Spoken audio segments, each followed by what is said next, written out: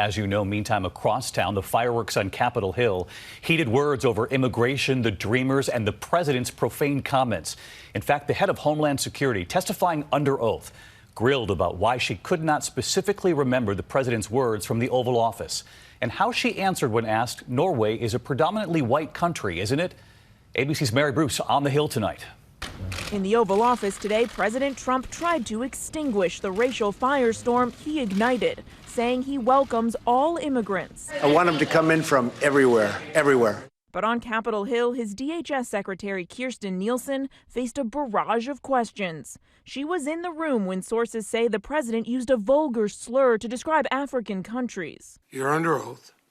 Did President Trump use this word or a substantially similar word to describe certain countries?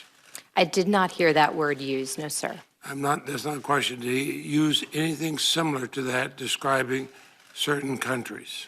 The conversation was very impassioned. I don't dispute that the president was using tough language. That answer didn't satisfy Democratic Senator Dick Durbin, who was also in the room with the president. What was that strong language? Apologies, I don't remember a specific word. What I was struck with, frankly, as I'm sure you were as well, was just the general profanity that was used in the room by almost everyone.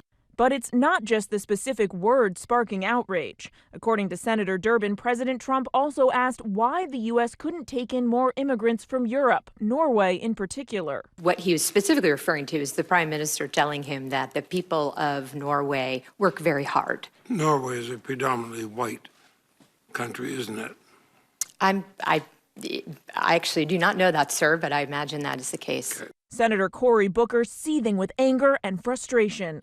Your silence and your amnesia is complicity. What do we want? The focus of the Oval Office showdown, a bipartisan plan to protect the nearly 800,000 undocumented immigrants brought here as children. Durbin says when the president's tone turned vulgar and racist, Republican Lindsey Graham confronted him. And I think Dick Durbin has been one of the best people you could ever hope to work with. Senators Graham and Durbin say the president seemed to be on board with their plan, but then he changed his mind. If the president's watching, I'm still in the phone book. Don't give my number out, but call me. This has turned into a S show, and we need to get back to being a great country. Later, Graham blasted the mixed messages coming from the White House. What we need to do better is a reliable partner at the White House. We cannot do this with people in charge at the White House who have an irrational view of how to fix immigration.